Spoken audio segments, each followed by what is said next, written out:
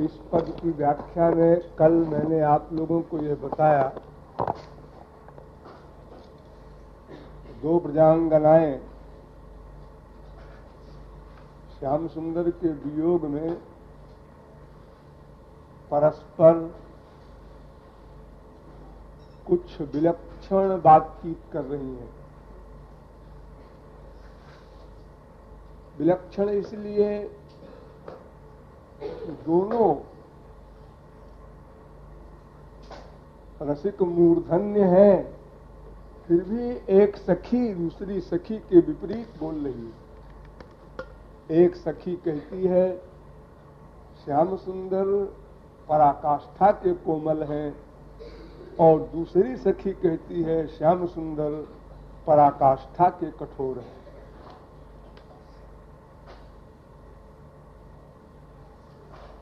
अंत में आपको ये बताया गया था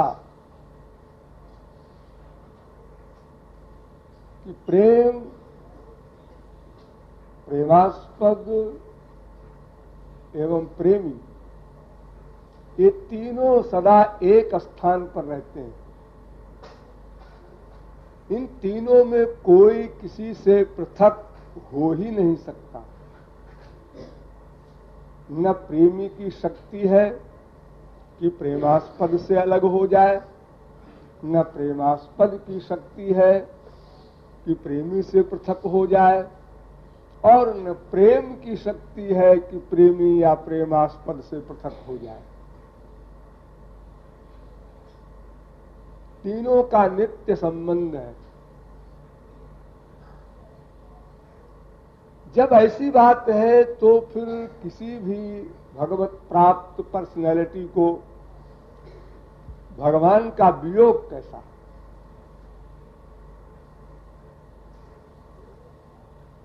ये वियोग आदि की बीमारी तो माइक होती है, जैसा मैंने कल बताया था। मायातीत जगत में वियोग कैसा? और नित्य वियोग और नित्य संयोग अथवा संयोग वियोग, इन दोनों की बातें सर्वत्र लिखी हुई है। सूरदास लिखते हैं, निष्दिन बरसत नयन हमारे। और कल मैंने भागवत के प्रमाण से भी बताया था कि जब श्याम सुंदर ब्रज में थे तब भी जब वे गाय चराने जाते थे तो गोपियों का एक क्षण जुग के समान प्रतीत होता था, उनके रहते हुए भी। तो जब वे द्वारिका चले गए या मथुरा चले गए तब कैसा वियोग रहा होगा। और दूसरी साइड में ये भी लिखते हैं रसिक लोग, जित देखूं तित श्याममयी है। यानी श्याम सुंदर के मारे नाक में दम है। उनको हृदय से निकालने की चेष्टा हो रही है, प्रैक्टिस हो रही है, फिर भी वे निकलते नहीं।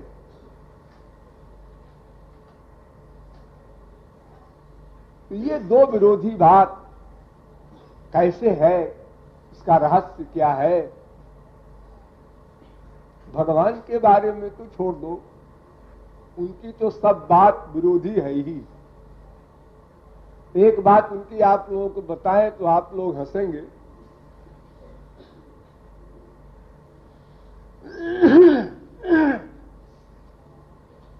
आप लोगों ने महाभारत सुना होगा। एक अर्जुन का लड़का था बभ्रुवाहन, बड़ा वीर था। अर्जुन से उससे युद्ध हो गया किसी मामले में, बाकायदा युद्ध हो गया बाप बेटे में, और बेटे ने बाप का सिर काट लिया। सिर काट लिया, गांडी उधारी अर्जुन का, बभ्रुवाहन ने। श्री कृष्ण खड़े देख रहे हैं, साथ में थे श्री कृष्ण। ये भी नहीं कहीं चले गए थे घूमने घामने, उनके परोक्ष में ऐसा हो गया। वे भी थे, गुरु घंटाल भी।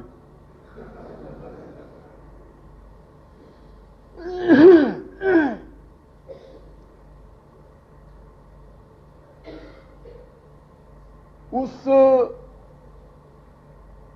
कटे हुए सिर को एक दुर्बुद्धि नाम का नाग था, वो चुरा ले गया। और सुनो, सोने में सुहागा हो गया। अब जब सिर ढूंढे, सिरे नहीं मिला।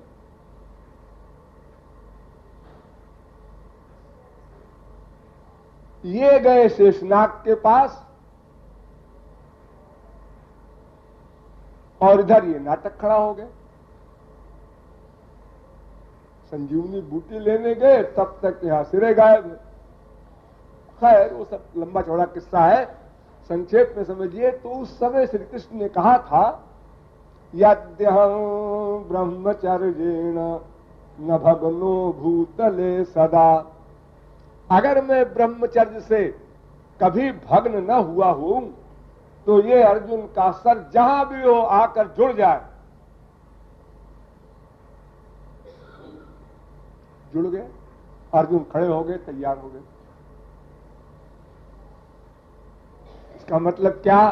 श्री कृष्ण अखंड ब्रह्मचारी हैं।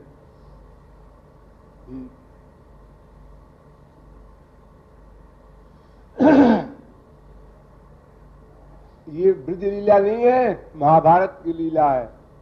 16,108 श्रीमती और एक एक श्रीमती के 10-10 बच्चे, एक ही कश्याम 10-10 भागवत कहती है। गिन गिन के 10-10, न किसी के 9 न किसी के 11। 16,108 गुणे 10 और अखंड ब्रह्मचारी। ठीक है, होंगे। भगवान के लिए कोई इम्पॉसिबल नहीं।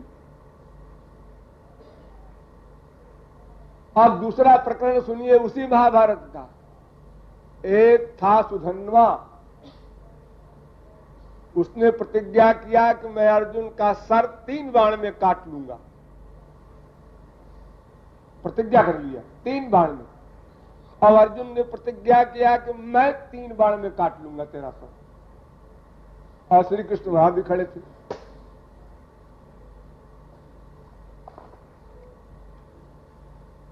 तो अर्जुन से कहा श्री कृष्ण ने कि देखो जी, तुम उसको नहीं मार सकते, तो हार जाओगे। ऐसी प्रतिज्ञा क्यों की? क्यों हार जाएंगे हम? वो एक पत्नी व्रत है सुधन्वा, और तुम्हारे तमाम पत्नियां हैं, तुम नहीं मार सकते उसको। तो महाराज तुम ही मार दो, तुम तो ब्रह्मचारी हो ना। मैं भी नहीं हूं, मेरे भी 16,108 है। न त्वया, देखो कितना स्पष्ट कह रहे हैं, न त्वया न मया तत्तु व्रतम कर्तुम प्रशक्यते एक पत्नी व्रत तुम भी नहीं हो और मैं भी नहीं हूं। और उधर कह रहे हैं अगर मैं अखंड ब्रह्मचारी हूं तो अर्जुन का सर जुड़ जाए, जुड़ गया। भाई एक बात है, अगर जैसे आप लोग ब्रज के प्रकरण में भी एक बार आपने सुना है कथा कि ब्रज गोपियां दुर्वासा को व्रत पारायण में खिलाने उलाने के लिए जा रही थी रात को, और जमुना में बाढ़ थी, तो श्री कृष्ण ने कहा जाओ जमुना से कह दो अगर श्री कृष्ण अखंड ब्रह्मचारी हो तो जमुना मार्ग दे दे। तो जमुना ने मार्ग दे दिया, सब गोपियां चली गई और हंसती हुई आपस में मजाक बनाती हुई कि सुना जी श्री कृष्ण ब्रह्मचारी। इन्हीं हम लोगों के अनुभव की बात भी गलत हो गई, इतना बड़ा आश्चर्य है। और यमुना भी झूठी, श्री कृष्ण भी झूठे। खैर क्या करना है, अपना काम हो गया, कुछ भी हो, अपन से क्या मतलब। उस डाउट को दबा दिया गोपियों ने, हुआ तो क्या करना अपन को, अपने काम से मतलब है, अपने को मार्ग मिल गया, बस हो गया। अब लौटते समय दुर्वासा को सब ने खूब खिलाया खीर पूरी, हजारों गोपियां सबका खा गए गोवर्धन लीलासरी की। तो लोगों ने कहा श्री कृष्ण के गुरु जी हैं, अब की बार इनका आशीर्वाद लेके हम लोग पार हो जाएं। अरे जब चेला पार कर सकता है तो गुरु जी है। ने कहा महाराज हम लोगों को जमुना पार करना है, नाव वाव है नहीं, हम तो ऐसे कह के चले आए थे, अब कैसे लौटे, और रात ही में लौटना है अभी हमको। लगा जाओ कह दो दुर्वासा अगर दूब के सिवा कभी कुछ न खाए हो तो जमुना मार्ग दे दे, और फिर मार्ग मिल गया। अब डाउट भयंकर हो गया। भाई एक की बात हो तो वो कोई बात नहीं, बाबा जी भी ऐसे ही है, गुरु चेला दोनों इस प्रकार के हैं। चाहे गोपियां श्री कृष्ण के पास गई, उन्होंने समझा दिया, ठीक है, वो कोई आश्चर्य की बात नहीं। लेकिन यहां पर तो दो विरोधी बात है। अगर वो अनंत स्त्रियों के रहते हुए भी अखंड ब्रह्मचारी होने का दावा करते हैं किसी भी पावर से, तो फिर ये कैसे कह रहे हैं कि हम सुधन्वा को नहीं मार सकते, क्योंकि हम तो एक ही पत्नी व्रत है, एक पत्नी व्रत हम है ही नहीं। अरे ब्रह्मचारी जो है वो तो एक पत्नी व्रत भी नहीं होता, एक पत्नी हो गई तो फिर ब्रह्मचारी कह रहा। और सुधनवा तो एक पत्नी व्रत है, ब्रह्मचारी भी नहीं है। जब आप ब्रह्मचारी बन करके सिर जोड़ सकते हैं तो एक पत्नी व्रत वाले का मुकाबला नहीं कर सकते। कहते हैं ना, न त्वया न मया तत्तु व्रतम कर्तुम प्रशक्यते। ये तमाम बातें इस प्रकार की मैं इशारा कर रहा हूं। बहुत से लोग जो कहते हैं ना भगवान की बात जरा समझेंगे, अपनी खोपड़ी को रख दो बाहर, वो समझने की बात नहीं है, क्योंकि वो दो विरोधी धर्मों का अधिष्ठान है। तुम क्या समझोगे? यद्यपि अगर तुम गहराई से सोचो तो दो विरोधी धर्मों का अधिष्ठान तुम भी हो, असंभव बात नहीं है वो इतनी बड़ी, लेकिन उतनी विवेक बुद्धि नहीं हो सकती हर एक की समझने की। जैसे देखो शरीर चैतन्य है, हाँ, कहीं भी सूच वो दर्द होगा, हाँ, और सिर के बाल काट लो अजी नींद आ जाएगी, कोई तकलीफ नहीं। ये बाल क्या बाहर से लगाए गए हैं, चिपकाए गए हैं? नहीं जी, चेतन से निकले हैं, कनेक्टेड है। लेकिन बालों को काटने में दर्द नहीं होता, इसका मतलब बाल जड़ है। जी हाँ, जड़ है। तो चेतन से जड़ कैसे पैदा हो गई जी? शरीर चेतन है, किसी भी भाग में सुई चुभाओ तो आपको दर्द होगा, ये चेतन का प्रमाण। अरे एक चीज ले लो, खाली नाखून, इस नाखून में एक नाखून चेतन है, एक जड़ है। चेतन नाखून अगर कटता है कहीं गलती से आपके नाखून काटते समय तो आप चीख पड़ते हैं, अरे, और जड़ नाखून आराम से कटवाए जा रहे हैं या काटे ले रहे हैं, हंसते जा रहे हैं, बातें करते जा रहे हैं। ये तमाम विरोधी बातें आपके जगत में हैं। अरे ये जगत जो बना आपका प्रकृति से, माया से, वही देख लो विरोध। भगवान कहते हैं मैं अकर्ता हूं, मैं कुछ नहीं करता होता। और संसार कैसे बन गया? ये तो माया ने बनाया। माया तो जड़ है, जड़ पर्सनैलिटी कोई वर्क नहीं कर सकती, क्योंकि किसी भी कार्य में बुद्धि की आवश्यकता है। इतनी वैज्ञानिक सृष्टि है कि बड़े बड़े वैज्ञानिक इसके विज्ञान को नहीं समझ पा रहे हैं। हजारों वर्ष से करोड़ों वैज्ञानिक लगे हैं दुनिया में, अभी एक तिनके की परिभाषा नहीं कर सके। एक सिर का बाल नहीं बना सका कोई दुनिया का वैज्ञानिक। अरबों रुपया फूंक करके भी एक बाल तो बना देता। अरे झड़ते हुए बाल कोई नहीं रोक पा रहा है। ये बाल बनाना वगैरह तो बड़ी बड़ी बातें हैं। तो इतनी विशेषज्ञता की सृष्टि और जड़ माया ने बना दिया।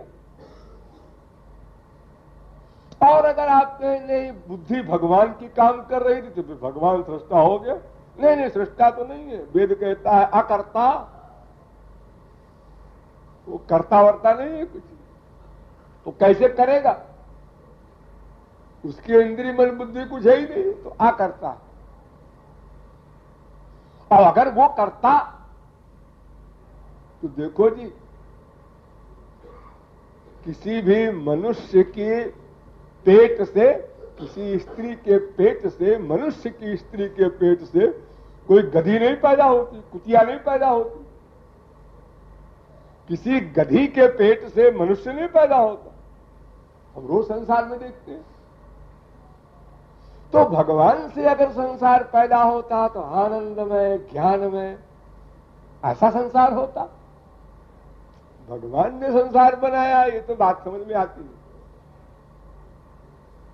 जो शक्ति बीज में होती है वही तो अंकुर में और पेड़ में आती है। बीज आप बोवे नीम का और आप पेड़ चाहे गन्ने का, ऐसा कैसे होगा? अननेचुरल। तो भगवान ने संसार बनाया, बात मानने में नहीं आती। और माया ने बनाया, ये तो बिल्कुल मानने में नहीं आती। उसको तो जड़ है और अपने आप बन गया, ये तो पागलों की बात है। अपने आप कैसे बन जाएगा? हाँ जी, समझ में नहीं आती, बिल्कुल नहीं आएगी। एक बात समझ में नहीं आएगी।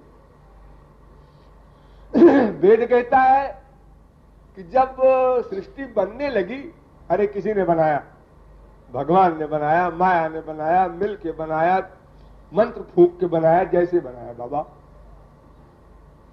लेकिन जब बनने लगा संसार तो पहले कुछ नहीं था। हाँ बिल्कुल ठीक। अरे बनाने के पहले क्या होगा?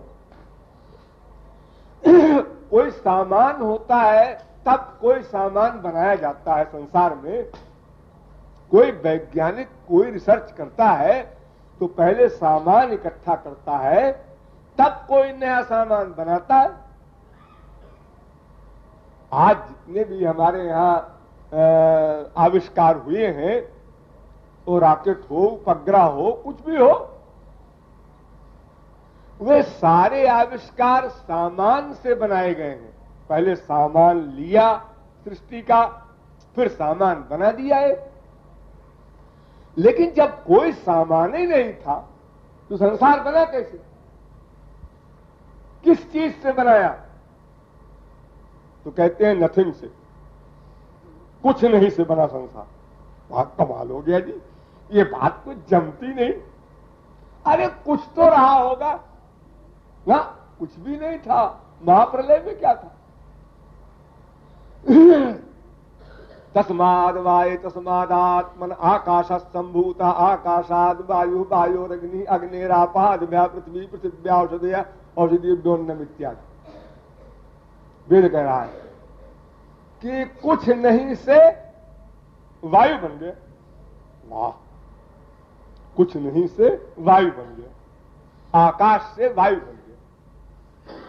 आकाश माने कुछ नहीं, आकाश माने खाली जगह, कुछ नहीं। तो कुछ नहीं से वायु बन गया। तो क्यों जी, अगर किसी से कोई चीज पैदा होती है तो बाप में वो चीज रही होगी, तब तो बेटे में आई। हाँ बिल्कुल। तो बाप में तो कुछ नहीं था, अब बेटे में स्पर्श गुण आ गया। हवा चली, स्पर्श हो रहा है। अब आकाश का स्पर्श होता है क्या?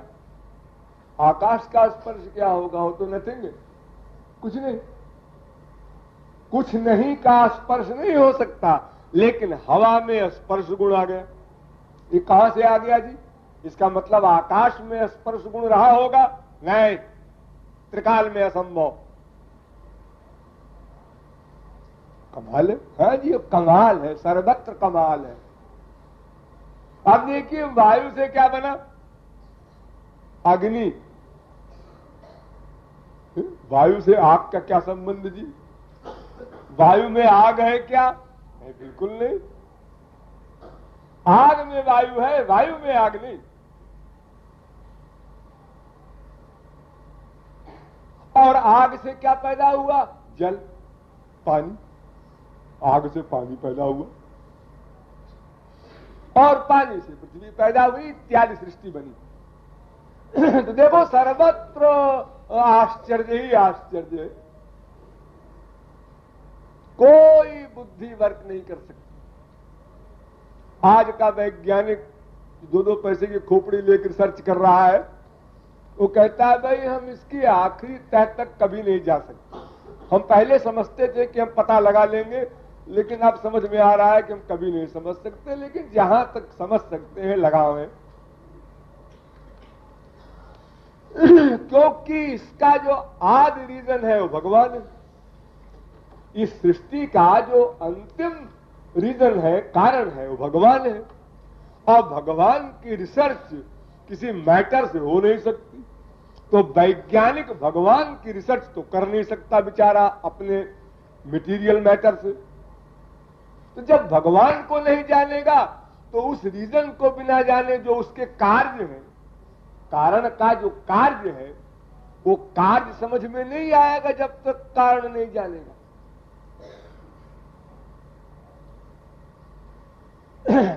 अरे एक साधारण सी बात समझो, अपने प्रेम जगत में आ जाओ, ये बहिरंग बातों को छोड़ो।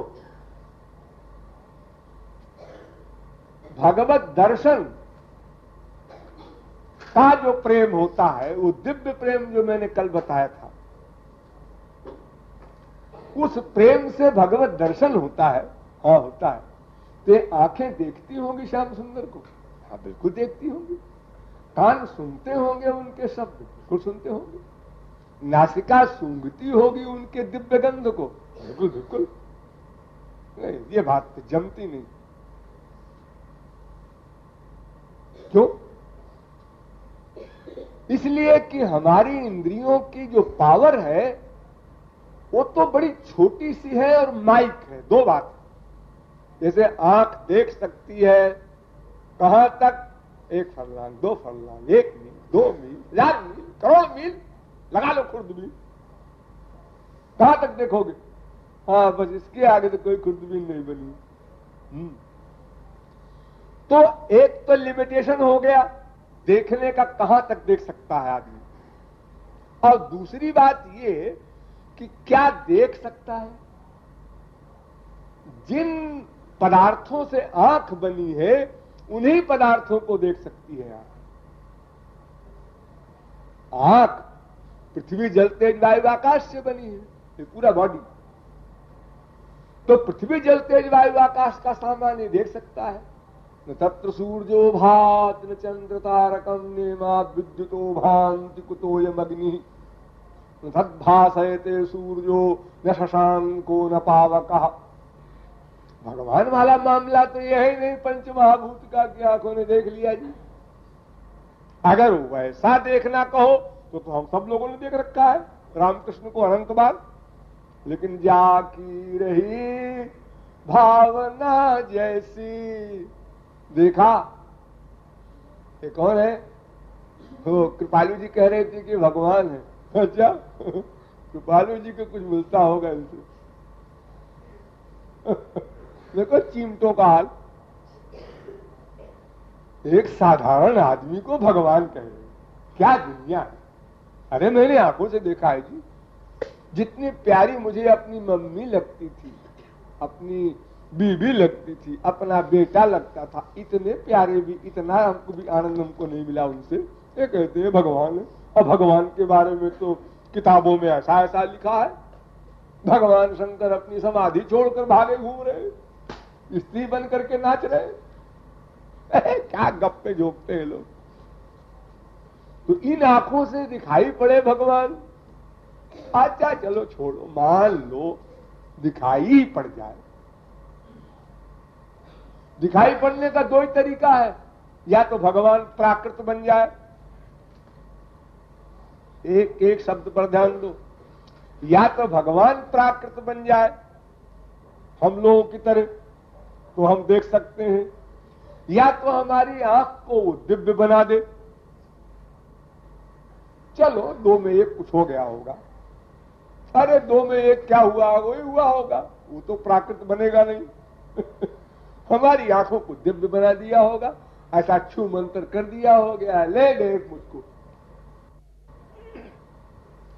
लेकिन फिर भी एक क्वेश्चन है कृपालु का कि क्यों जी दिव्य दृष्टि देने पर भी श्याम सुंदर के देखने का आनंद सह कैसे लिया उसने?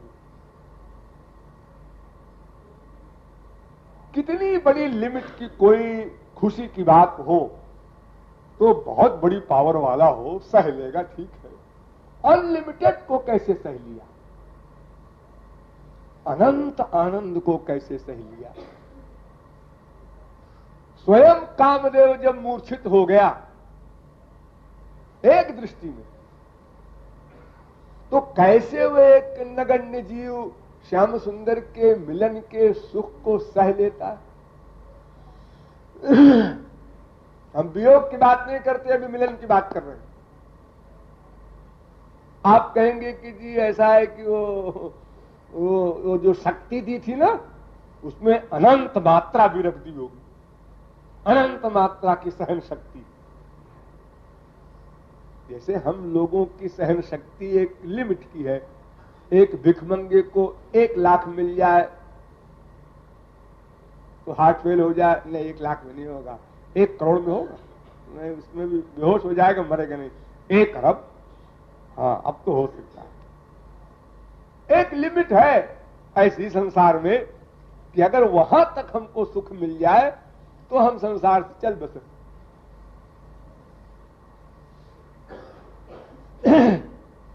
लेकिन भगवान के आनंद को सहन करके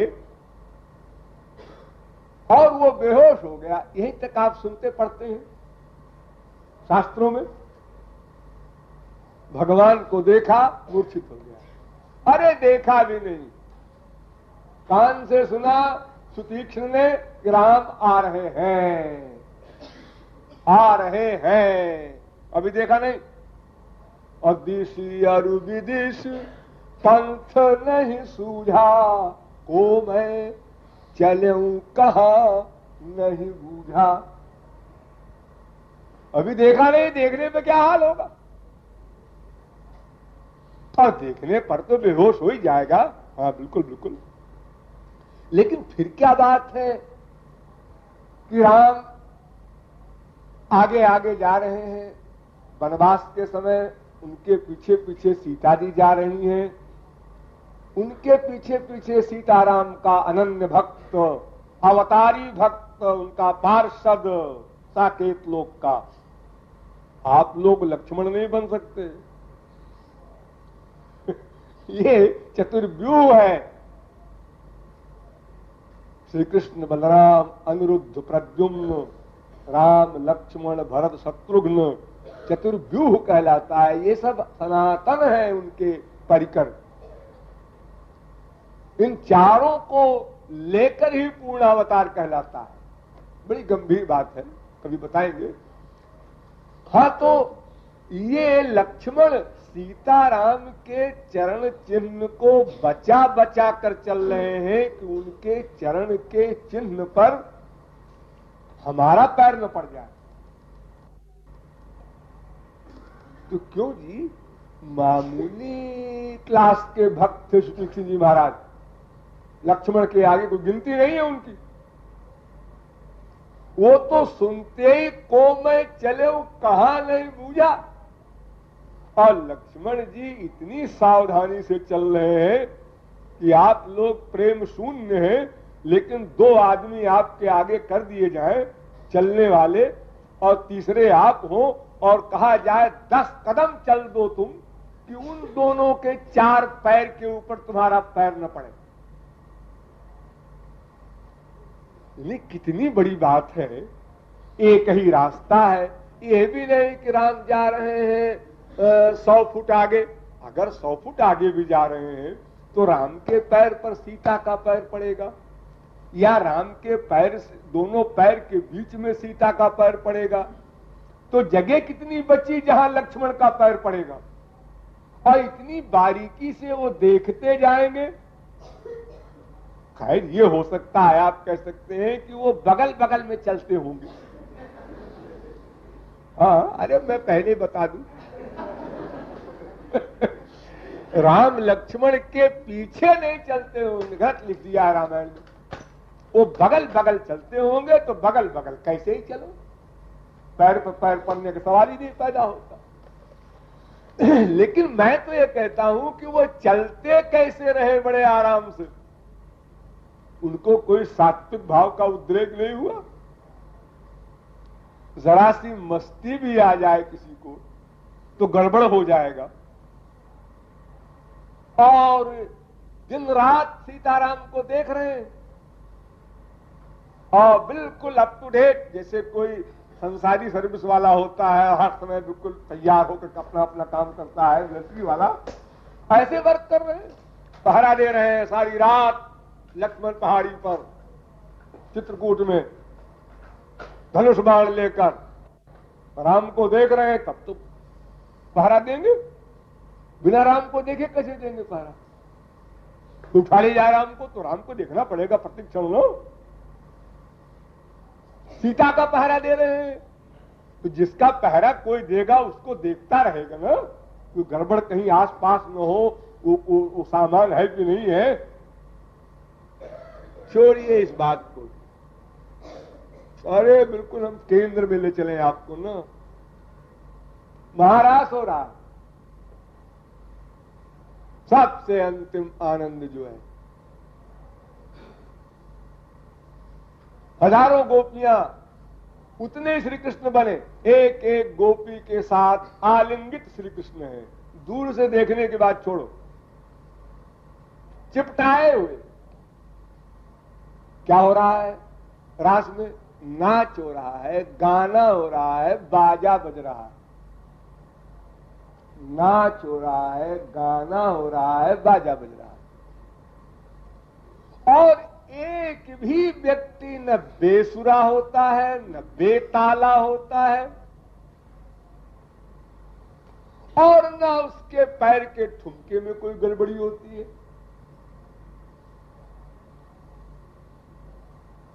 जरा सा प्यार आप लोगों को कभी आ जाता है तो ताल गड़बड़ हो जाती है, कहीं गाना गड़बड़ हो जाता है आप लोगों का कभी कभी। और जहां दिव्यानंद मिल रहा है इस क्लास का, वहां जैसे कोई एक्टिंग हो रही पिक्चर की, ऐसा हो रहा है। बिल्कुल कोई जैसे फीलिंग ही नहीं किसी को। अरे वो मस्ती है क्या? उसमें ठीक ठीक जगो प्रबंधन स्वर ताल बंधन, स्वर ताल बंधा करेक्ट, बिल्कुल जरा भी गड़बड़ ना हो, वरना तो रास शुरू ही ना हो पाता बेचारा। रास क्या शुरू होता? रास में सब खड़े होते, श्याम सुंदर के एक गोपी के गले में हाथ डालते, गोपी श्याम सुंदर के गले में हाथ डालते, दोनों गिर पड़ते, हो गया रास खत्म हो गया। रास पूरा हो गया। रास कैसे हुआ है? या तो इसको हम ये कहें कि भाई वैसा है कि सुदीक्षित महाराज का बहुत प्यार रहा होगा, लक्ष्मण का उनसे भी कम था और गोपियों का तो बिल्कुल नहीं था। या तो हम लोग ये माने। इस अनंत आनंद में भी उनकी अवस्था ऐसी है जैसे कोई किसी से कोई संबंध ही ना हो, एक्टिंग हो रही है, केवल पिक्चर बन रही है। वो ना उसका बाप है, न माँ है, न बीवी है, न पति है, न कोई फैक्ट है, कुछ नहीं है। वहां से अपना एक रुपया कमाने का तरीका हो रहा है, अपना पिक्चर में जैसे होता है।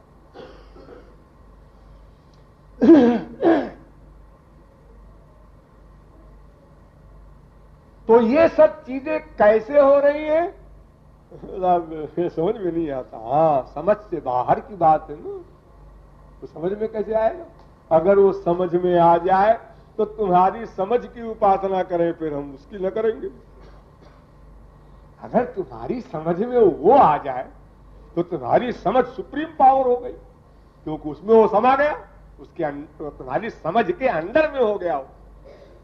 अरे तुम्हारी समझ के अंदर में तो तुम ही नहीं हो। यो बुद्धे परतस्तुषा, बुद्धि से परे आत्मा है। जब तुम ही स्वयं अपनी बुद्धि से परे हो तो फिर वहां कहां जा रहे हो?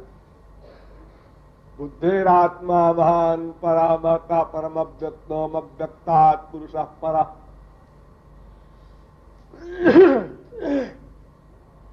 ठीक, तो अब आप समझ गए कि हम समझ नहीं सकते। हाँ, बिल्कुल नहीं समझ सकते। और कभी चेष्टा न करना। अगर चेष्टा किया तो तुम पक्के ना समझ, और अगर चेष्टा नहीं किया तो पक्के समझदार। बस ये शास्त्र वेद संत का अगर वास्तविक संग कोई कर ले, उसका क्या लाभ है? यही लाभ है कि कहां बुद्धि को ले जाना चाहिए, कहां नहीं ले जाना चाहिए, ये मालूम होता है। बस यही तत्व ज्ञान है। भाई भगवान और महापुरुष के कार्यों में बुद्धि मत लगाओ, याद कर लो। और संसार में बुद्धि इतनी लगाओ कि अगर कोई सर काट के अपने हाथ से तुम्हारे चरणों में रखे तो भी हंस दो। नवा अरे पत्यु कामाय पति प्रियो भवत, वेद कहता है, अकाट्य नियम। कोई भी पर्सनैलिटी दूसरे के सुख के लिए कुछ नहीं कर सकती, अपने सुख के लिए हो रहा है सब। भूल कर किसी के धोखे में ना आओ। नहीं जी, मेरी बीवी तो ऐसी नहीं है, मेरा बाप तो ऐसा नहीं, सब बकवास। और आप ये कहें कि सब बीवी, सब बाप, सब मां बदमाश है, नो नो, एक भी बदमाश नहीं है। फिर ये मक्कारी क्यों कर रहे हैं? मक्कारी नहीं कर रहे हैं, इन विचारों की हालत खराब है, इनको परमानंद नहीं मिला और भ्रम है इन लोगों को कि तुमसे मिल जाएगा, इसलिए तुम्हारा पीछा कर रहे हैं। कोई तुमको बाप मान के पीछा कर रहा है, कोई पति मान के पीछा कर रहा है, कोई बेटा मान के पीछा कर रहा है। ये जो एक आदमी के पीछे पीछे पूरी फैमिली वाले चिपटे हुए हैं, ये इसलिए चिपटे हुए हैं कि इनका अपना मतलब हल हो। वो नाते कितने हो, लेकिन सबका अपना अपना मतलब पीछे रखा हुआ है। वो मतलब जहां गड़बड़ हुआ तहां तुरंत आउट हो गया। ओ हाँ भाई, धोखा हुआ। कब? 10 साल बाद मालूम पड़ा। किसी को 10 साल बाद मालूम पड़े, किसी को 15 साल बाद मालूम पड़े, किसी को मरते समय मालूम पड़े, और 99% को मरने पर भी नहीं मालूम पड़े, ऐसा भी है। क्योंकि अगर मालूम पड़ जाए तो फिर वैराग्य होने में 1 सेकंड की देर नहीं, और फिर गुरु को अपना कमाल दिखाने में कुछ देर न लगे। गड़बड़ तो वही है, वही गाड़ी रुकती है, सब सुनते हैं।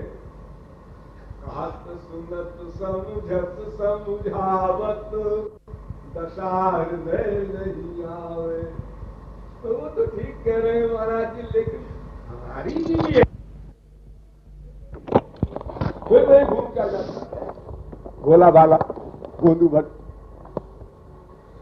लोग कहते हैं अंधे को एक बार चोट लगती है तो हर कदम पर संभल कर चलता है। बिल्ली एक बार गर्म दूध से अगर उसका मुंह जल जाता है तो छाछ को फूंक फूंक कर पीती है। लेकिन मानव इतना बड़ा बुद्धिमान कहलाने वाला दिन में 10 बार चप्पल खाने वालों से भी विरक्त नहीं हो और कह देता है ये तो प्यार में हो रहा है। सब चप्पल खाया प्यार में, डांट खाया प्यार में, जो कुछ हुआ सब प्यार में हो रहा है। ये इनकी परिभाषा है प्यार की। अरे कल मैंने सुना कि तुम दोनों खूब पिटाई की आपस में, तो प्यार में होता रहता है। इतनी बेहयाई है, वो सब प्यार ही है।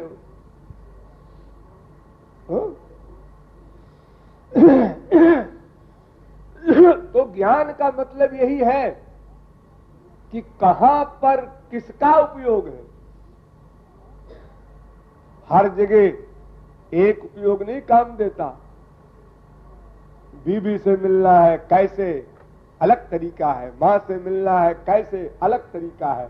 बहन से मिलना है कैसे, अलग तरीका है। लड़की से मिलना, हर तरीके अलग अलग हैं। तो उसी प्रकार हमारी ये माइक बुद्धि कहां जाएगी, माइक क्षेत्र में, और वहां भी कहां तक जाएगी, जहां तक हमारी बुद्धि की लिमिट है वहां भी नहीं चली जाए, आगे तक नहीं फेल हो जाएगी। आप साहब रेडियो को जानते हैं? रेडियो को नहीं जानता, गधे भी जानते हैं। अच्छा बताइए, तो दिल्ली से ये जो रेडियो स्टेशन दिल्ली का है ना, हाँ हाँ है इतना लंबा बना हुआ है। हाँ, तो वहां से यहाँ आवाज सुनाई कैसे पड़ती है? कैसे पड़ती है? स्विच खोलो पड़ती है। स्विच खोलो, अरे भाई मतलब क्या साइंस, साइंस ये हम नहीं जानते। साइंस साइंस क्या है? ये तो कुछ साइंस के जो इसके विशेषज्ञ हैं उनसे पूछो। अगर आप कहें हम आईएएस हैं, हम बताते हैं, क्या बताओगे तुम आईएएस होने से और तुम क्या बताओगे? तो अपनी बुद्धि का भी जहां तक दायरा है, एरिया है, लिमिट है, जिस सब्जेक्ट में जितनी नॉलेज है उसके आगे उसमें भी नहीं निर्णय कर सकते तुम। तो ईश्वरीय मामले में तो नील है बुद्धि, वहां क्या निर्णय करेगी? वहां तो कभी नहीं कर सकते। तो वेद अनेक प्रकार की बात बताकर कहता है, मैं इसलिए बता रहा हूं कि यह तो जानो और यह जानने की चेष्टा न करो, क्योंकि वो जानने की वस्तु नहीं है, वो रस लेने की वस्तु है। तुमने जान लिया पिक्चर है, अब कुछ भी हो रहा है। तो भाई वो जो अमिताभ ने मर्डर किया था, वहां हमने कल देखा था, उसको फांसी हो गई क्या? तो 5-6 साल पहले मर्डर किया था। मर्डर किया था? हाँ मर्डर किया था। अरे मैं आंखों देखा, आंखों देखा। कहा? पिक्चर हाउस में। अरे बेवकूफ, वो मर्डर थोड़ी है, वो तो एक्टिंग थी। अच्छा, तो पिक्चर में एक्टिंग होती है? जी हाँ, जी हाँ। अब पिक्चर में कुछ भी हुआ करे, वो गांव का गमार कभी क्वेश्चन नहीं करता। अरे वो तो पिक्चर था, खेल था, वो खेल है, मरा वरा नहीं कुछ। वो उसकी बीवी नहीं है, वो राम और सीता और कृष्ण नहीं है जो बने हुए थे। कोई भी ऐसा भोला भाला आदमी आपको न सुनने में आया होगा कि बंबई कटा करके राधा कृष्ण के दर्शन करने गया हो। अरे भाई पिक्चर में देखा राधा कृष्ण बना हुआ कोई आदमी, तो उसने कहा राधा कृष्ण भाई ये जो है राधा कृष्ण ये है क्या आजकल? हाँ है। कहा? बंबई में है। ऐसा कोई भोला भाला नहीं मिला होगा, आपने सुना हो कहीं अखबारों में निकलता ऐसा होता। हाँ? तो देखो ये सब छोटी छोटी बात सब जानते हैं। और जहां सरस्वती बृहस्पति नहीं जा सकते, आप पढ़ते जाते हैं, सुनते जाते हैं, रामायण से वेद तक, वहां खोपड़ी लगाते हैं। इससे बड़ी जहालत और क्या होगी? जितने आप लोग बैठे हैं सबके लिए कह रहे हैं। आप लोग कहेंगे मैं तो नहीं लगाता, सब लगाते हो। चोरी चोरी लगाते हो, कुछ दूर लगाते हो, फिर उसके बाद नहीं नहीं मैं क्या बेवकूफी कर रहा हूं, सब ठीक है।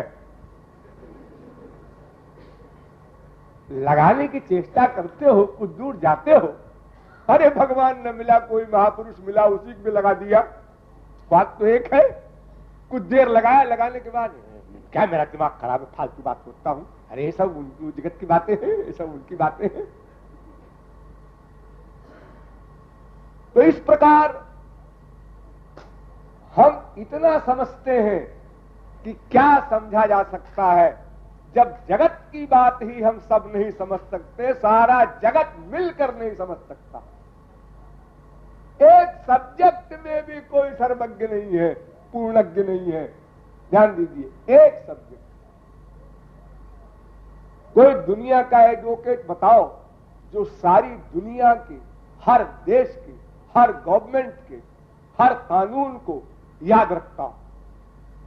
ऐसा कोई एडवोकेट है? नहीं, छोड़ो। ऐसा कोई एडवोकेट बताओ जो किसी एक देश का हो और उसी देश के हर मुहकमे के हर कानून को जानता हो, हमेशा याद हो। एक भी नहीं। अच्छा, एक सब्जेक्ट का बताओ, कोई दीवानी का एडवोकेट ऐसा बताओ इंडिया का जिसको दीवानी के सारे कानून याद हो, किताब की आवश्यकता ना हो। कोई नहीं। तो फिर क्या आप गर्व करते हैं ऐसी 2 पैसे की खोपड़ी का? जिसको आप कहते हैं बड़ा भारी वकील है। अरे बड़ा भारी है, किताब पढ़ के तो वकालत करता है, क्या बड़ा भारी वकील है। और फिर जो वकालत का ABCD नहीं जानता, वो भी अगर कहे मैं तुम्हारा लीगल एडवाइजर बन जाऊं, लोग क्या बेचारा एडवाइस देगा। जब संसार में हमारी बुद्धि का ये फटीचर हाल है, तो ईश्वरीय जगत में हम बुद्धि लगावें और सोचें, तो फिर ऐसा है कि फिर ये मतलब होगा इसका, जो बाली को राम ने छुप के मारा। समझ गए, समझ गए। कल पंडित जी ने बता दिया।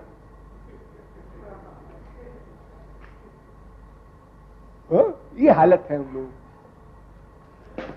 तो प्रेम जगत की बात भी कोई समझ में नहीं आ सकती। यहां तक कि स्वयं राधा कृष्ण भी कहते हैं हम बता नहीं सकते। रसिकों से पूछा गया तो उन्होंने कहा भगवत रसिक रसिक की बातें, रसिक बिना को समझ सके ना। महारसिकों की वाणी में भी चुप। वो भी जवाब दे गए, भाई हम समझा सकते हैं लेकिन तुम समझ नहीं सकते, इसलिए हम समझाने नहीं चाहते। हम समझा सकते हैं, भाई ये बात समझ में नहीं आती कि अगर आप समझा सकते हैं तो हम समझ नहीं सकते। डबल एम है। अरे भाई, अगर आप समझा सकते हैं तो हम समझ क्यों नहीं सकते? ठीक है, 10 मिनट में न समझेंगे, 10 घंटे में समझेंगे। ये बात तो साहब ऐसे ही अपने बचने का तरीका है रसिकों का। उन्होंने कहा तुम समझ नहीं सकते हो, मैं कहता हूं तुम समझा नहीं सकते।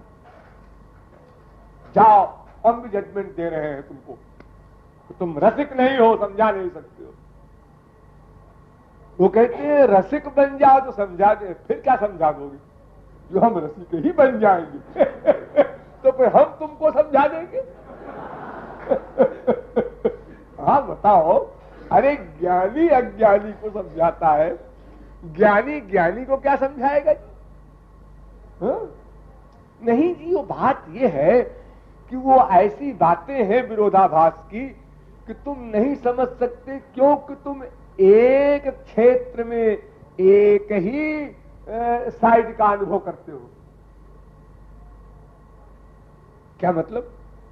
मतलब जैसे तुमने किसी को गाली दी, किसी का मर्डर किया, तो तुमने जो किसी का मर्डर किया तो तुम ये कहते हो कि जी बिना द्वेष बुद्धि आए मर्डर हो ही नहीं सकता, असंभव। अब अर्जुन करोड़ों खून करता है, हनुमान जी करोड़ों खून करते हैं, और आप कहते हैं कि वो सर्वत्र राधा कृष्ण को देखते थे, सीताराम को देखते थे। ये बात कुछ जमती नहीं। बात नहीं जमेगी, क्योंकि तुम्हारा अंतःकरण माइक है। जब तक अंतःकरण शुद्ध नहीं हो जाएगा और वो कृपा पात्र बनकर वो रस न पालेगा, तब तक तुम नहीं समझ सकते। जैसे एक 5-6 वर्ष के बच्चे को कोई समझावे कि तुम मां के भी बेटे हो, बाप के भी बेटे हो, ये कैसे हो सकता है? मम्मी भी हमको बेटा कहती है और डैडी भी हमको बेटा कहते हैं। बेटा तो हम एक के होंगे, दोनों कैसे होंगे? सारे बच्चे मिलकर जाके अपने अपने डैडी से पूछते हैं, क्या करेगा बाप, क्या करेगी मां? हंस देंगे, हाँ हाँ दोनों के बेटा है। कैसे? क्या धक्का करता है? कैसे कैसे? मान लो जो हम कह रहे हैं, मान लो।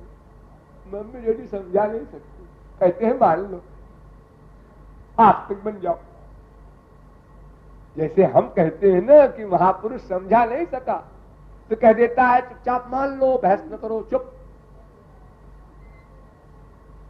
हम लोग कहते हैं समझा तो पाए नहीं, कहते हैं चुप। जबरदस्ती है, मुंह बंद करते हैं हमारा।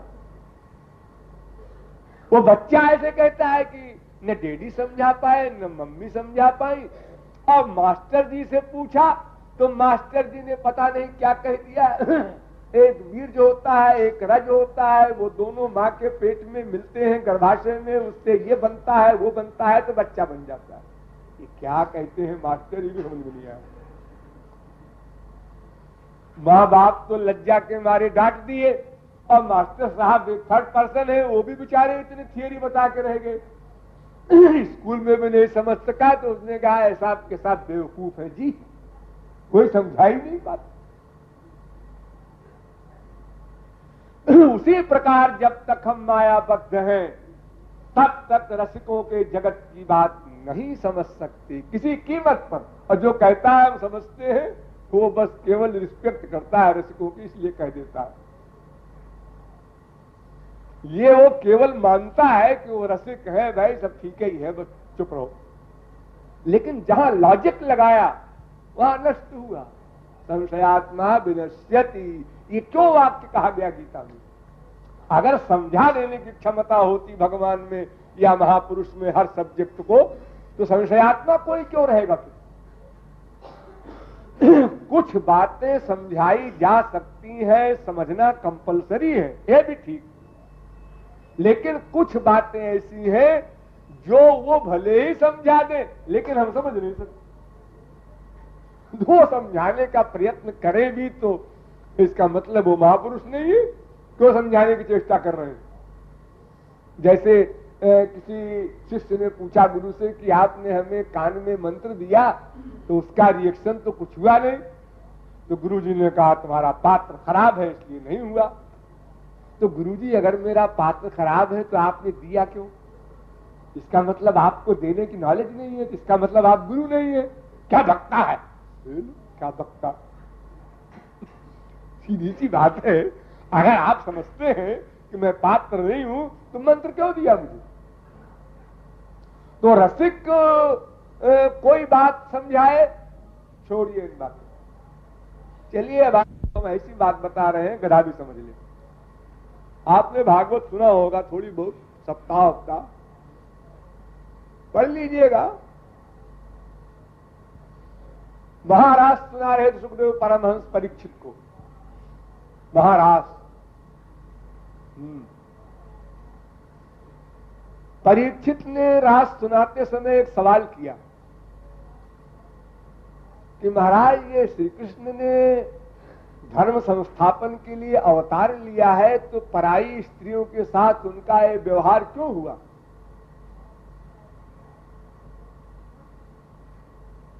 सुखदेव ने चुप, महाराज समा बंद कर दिया। वहीं कितना बड़ा महाराज का चैप्टर तैयार होता, किसी के भाग्य में नहीं था। काट दिया वहीं सुखदेव ने कि जब मूर्ख तू इस तरह का अधिकारी है तो मैं तुझे सामने नहीं बोलूंगा, महाराज का एक शब्द नहीं बोलूंगा। वही काट दिया। परीक्षित अधिकारी था नहीं, एक जीवों को थोड़ा दिग्दर्शन कराने के लिए थोड़ा सा महाराज का विषय भागवत में बताया, लेकिन उसका अधिकारी नहीं था। उसको तो केवल मोक्ष की बात थी, एक श्राप से मुक्ति दिलाना था उसको, परीक्षित को, इसलिए भागवत सप्ताह सुना दिया था उसको। रास का अधिकारी श्रोता वो नहीं था। जैसे श्रोता अधिकारी वेदव्यास के सुखदेव परमहंस थे, ऐसे सुखदेव परमहंस के सुनाने वाले के प्रति कोई श्रोता होता तब रास का प्रकरण आप लोग पढ़ते सुनते। वो तो प्रारंभ ही हुआ उपक्रम कि उसने अंड बंड बेहुदा सवाल कर दिया। उसने कहा अरे अभी यह पाताले में चक्कर लगा रहा है मैं इसको कहां ले जा रहा था, ये गंदे नाली का कीड़ा अपना वही घूम रहा है अभी। तो इसलिए अधिकारित्व सर्वत्र है, यहां तक ग्रंथ के अध्ययन तक में है अधिकारित्व, और कहां तक है। इदंते ना तपस्काय ना भक्ताय कदाचन।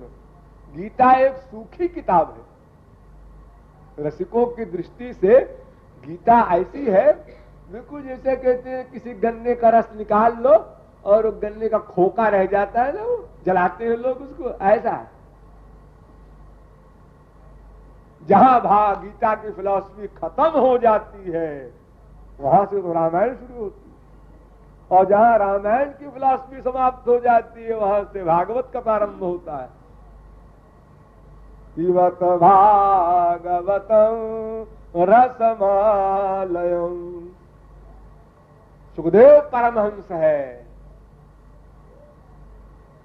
और यहां तो आर्त अर्जुन है अज्ञानी। वो बेचारे को ज्ञान दे दिया, कर्मयोग समझा दिया, युद्ध कर लिया उसने, खत्म हो गई बात गीता की। लेकिन उस गीता में भी मैं बता रहा हूं ये शर्त है कि तपस्वी भी हो भक्त भी हो, और एक सबसे बड़ी शर्त और है, श्री कृष्ण को भगवान मानता हो रोम रोम से, वो गीता पढ़े या सुने। ये जो मैं अर्थ बता रहा हूं ये वैष्णव का अर्थ ही नहीं है, ये निराकार ब्रह्म के प्रचारक अपने को ब्रह्म कहने वाले जगत गुरु शंकराचार्य का अर्थ बता रहा हूं मैं। उन्होंने ये भाष्य लिखा है कि जो श्री कृष्ण को ब्रह्म न मानता हो, उनको मनुष्य मानता हो, योगीश्वर मानता हो, उसको भी गीता न सुनाना, क्योंकि वो जब ये सुनेगा मत्तः परतरं नान्यत् किंचिदस्ति धनंजय मयि सर्वमिदं प्रोतं सूत्रे मणिगणा इव मया ततमिदं सर्वं मत्तः सर्वं प्रवर्तते। सारा संसार मुझसे हुआ है, मुझ में स्थित है, मुझ में ही लय होगा, मेरी शरण में आ जा, मैं ही सब कुछ हूं। ऐसा अगर कोई भगवान के अलावा बोलेगा तो लोग कहेंगे फाड़ के फेंक दो ऐसी किताब को, कोई बड़ा भारी झूठ था। अरे संसार में भी कोई लेक्चर देने बैठता है तो कहता है मैं टूटे फूटे शब्दों में आपके सामने कुछ निवेदन करूंगा और ये वक्ता कैसे है जो कहते हैं मैं ही सर्वे सर्वा हूं, मुझसे परे कुछ ही नहीं है। तो अगर श्री कृष्ण को कोई ब्रह्म नहीं मानेगा तो गीता उसके लिए लाभदायक नहीं है, साथ ही हानिकारक भी है। यही नहीं कि लाभदायक नहीं है, चलो छुट्टी मिली, हानि भी हो जाएगी। कोई भी ऊंचे क्लास की वस्तु अगर आप उसके अधिकारी नहीं है तो लाभ करने की बात तो गई, हानि भी होगी। या तो आप किसी महापुरुष के पास कभी मत जाइए, अच्छा है। अगर आप जा करके आपने नामापराध किया, दुर्भावना किया, ये तो भयंकर अपराध में आप फंस गए। न जाते तो अच्छा था, क्योंकि जो नहीं गया वो नामापराध से बचा तो हुआ है कम से कम, और आपने जा करके अपराध किया, इतना बड़ा लाभ न लेकर के और नष्ट कर डाला अपना कमाया हुआ। इतना सीरियस मामला है। बिजली घर में न जाओ, बिल्कुल ठीक है, अच्छे हो, बाहर खड़े रहो। और उस घर में गए तुम, अंड बंड तार को छू लिया, तो फिर 0/100 भी हो सकते हो। वो खतरनाक मामला है। वहां तो जिस तरह से जाना है उसी तरह से जाओ, ये तरीका है। किसी तार को छूना मना है, जो जो हेडिंग वहां पर है सबको पालन करो। अगर अपनी खोपड़ी लगाई, जरा सा तार तो है, पकड़ के अभी हम मोड़ देते हैं। अगर दारा सिंह ने वहां पालवानी दिखाई तो वो नहीं चलेगी। तो मैं ये बता रहा हूं कि प्रेम जगत में मिलन, राधा कृष्ण के मिलन में जो सुख होता है, जब वही हमारी बुद्धि से परे है, तो उनका वियोग भी होता है क्या, और वियोग में दुख भी होता है क्या, और ये दुख भगवत प्राप्ति के बाद भी घेरा करता है, दबाया करता है। और दुख है तो फिर अशांति आदि सारे दोष होंगे माया के। तो फिर ऐसी सीट के पाने से क्या लाभ, ये प्रश्न हो सकता है, लेकिन इसका उत्तर फिर दिया जाएगा। बोलिए वृंदावन बिहारी लाल की।